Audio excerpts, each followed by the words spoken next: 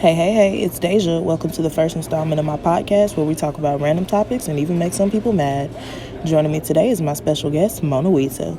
She's going to be interjecting throughout the show and giving us some of her very unfiltered opinions and even cracking a few jokes along the way. Today's podcast is entitled, Why Can't We All Be Terrorists? An in-depth dive into religion, terrorism, and the intersectionality of it all. So without further ado, let's talk religion. Trigger warning. This podcast may not be suitable for all audiences. There is mention of topics such as death, abortion, terroristic attacks, murder, and radical religion. Viewer discretion is advised. Hey y'all, let's jump straight in. Our podcast today is centered around one meme in particular, this one. And it reads, if you don't think these people represent all Christians, why do you think these people represent all Muslims? First, let's get a definition for one of the main topics of this podcast, terrorism. Mona? Alright, so terrorism is defined as the unlawful use of violence and intimidation, especially against civilians in the pursuit of political aims. Bet. So let's do a deep dive into the background of this meme. The people listed on the top row are as follows: Fred Phelps, Anders Behn Breivik, Terry Jones, and Todd Akins. And the people on the bottom row are Osama bin Laden, Richard Reed, Khalid Sheikh Mohammed, and Mohammed Atta. Immediately while doing my research on these people, I found something interesting. When searching for the people on the top row, their titles came up as activist, minister, former U.S. rep, and only one show for mass murderer. While searching for the figures on the bottom row, their titles were such: criminal, terrorist, terroristic organization founder, and hijacker. Now for me, hey, that sounds pretty sus, bro, but I don't know. All right, Mona, since you want to interject, go ahead and explain your reasoning and tell the audience about some of the crimes these people have committed. With pleasure. Alright, so I said that was sus because of all the Christian terrorists, only one was born outside the U.S., Behn Breivik. And guess what? He was the only one labeled anything other than a kind, caring role model to society. Sus. And on the bottom row, every single person was labeled as some type of terrorist or ringleader. Not saying they didn't deserve it, but why do people at the top ain't get the same treatment? Interesting observation. Now give me some background info. I was getting to that. So Fred Phelps is a former minister, deceased circa 2014, who founded the Westboro Church and was strongly homophobic. His hate group was known for protesting and picketing outside the funerals of homosexual people, military veterans, and disaster victims due to his belief that God was punishing the United States for its corrupt values and quote-unquote tolerating homosexuals. Now, if that's not terrorism, I don't know what is. Next, we have Anders Behn Breivik, born Faltoft Hansen, also known as Andrew Berwick. Originally born in Norway, he's a far-right domestic terrorist who committed the 2011 Norway attacks by detonating a bomb inside of a van. This attack took the lives of 8 civilians. Moving on, we have Terry Jones, an American-born, self-described anti-Islamic activist who gained notoriety for his plan to burn Qurans, the Islamic holy book, on the 9th anniversary of the September 11th attacks. And our final figure in the top row is Todd Akin. He was an anti-abortion activist and former U.S. representative who made several comments on the existence of legitimate rape. Okay, great. Now let's get some info on our bottom figures. First up, we have Osama bin Laden, who is probably the most well-known terrorist of this photo. He was born Osama bin Mohammed bin Awad bin Laden, birthplace Saudi Arabia. He was the founder of the pan-Islamic militant group known as Al-Qaeda. Crimes this group has committed include bombings, kidnappings, and beheadings of hostages. He was captured and executed by the U.S. military in May of 2011. Next, we have Richard Reed. He's a British-born terrorist known for his attempt to detonate a shoe bomb on an American Airlines flight from Miami to Paris in 2001. Although he wasn't born Muslim, he converted at a young age. Moving on, we have Khalid Sheikh Mohammed.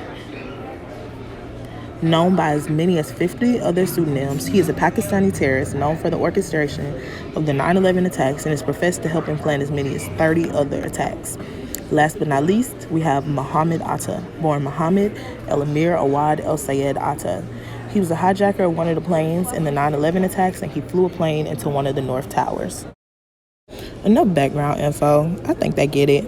Let's move on to the argument that this meme poses. Muslim terrorists represent the consensus of all Muslims, but Christian terrorists do not. See, now I want to know why that is. Okay, Mona, so if this were posed as a question, the simple answer would be, and I think the meme very clearly answers this, is because Christians are the main people chastising Muslim terrorists, but we can't take the heat when it comes to people of our own religion doing the same or very similar acts to the ones performed by Muslims. Alright, why you say that, Deja? I was going to get to that in a second, Mona, but first allow me to pose another meme. Okay, so these are my supported memes. Just from looking at the memes, we see that oftentimes people associate being Muslim with being a terrorist and assume that all people of Islam engage in terroristic activities. Pretty stereotypical, right? Again, why is this, and do the memes that you're presenting convey and support that message? I'm kind of confused right now. Okay, getting to that. So according to the Federal Bureau of Investigation, domestic terrorism has been on the rise.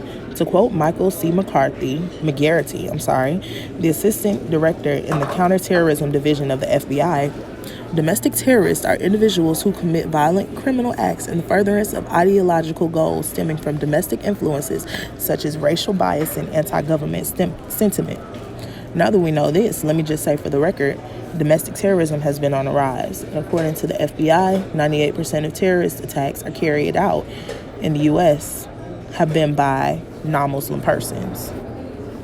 So you mean to tell me that Muslims have only accounted for 2% of the attacks made in the U.S.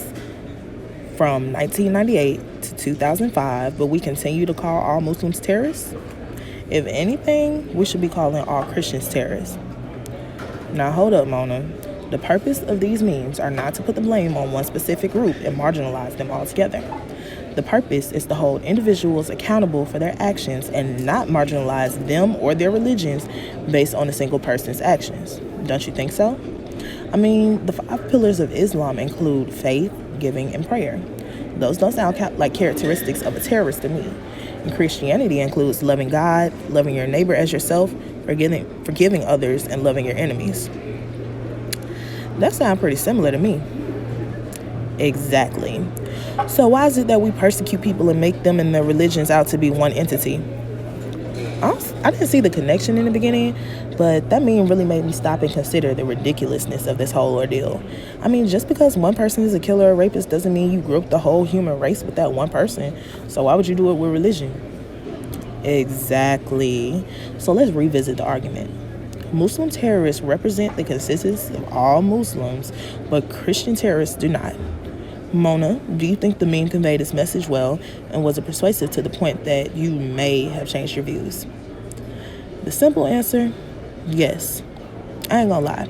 Before I knew the background of these people, I only focused on the aspect of the fact that these people were Muslim and terroristic murderers at best. But now, I think all of these people are terrorists. Religion has nothing to do with it. People twisted the values of their religions to fit their own narratives, and it's all just very disappointing, to say the least. I agree. And can I just add that people should not be linked to their religions or race or economic statuses or any other identifier for that reason. Individuals represent themselves. Well, that's all the time we have for today. I hope you enjoyed our podcast. Leave any questions or comments that you have in the comment section. And as always, stay safe and out the way. Deja and Mona Weitza, signing out.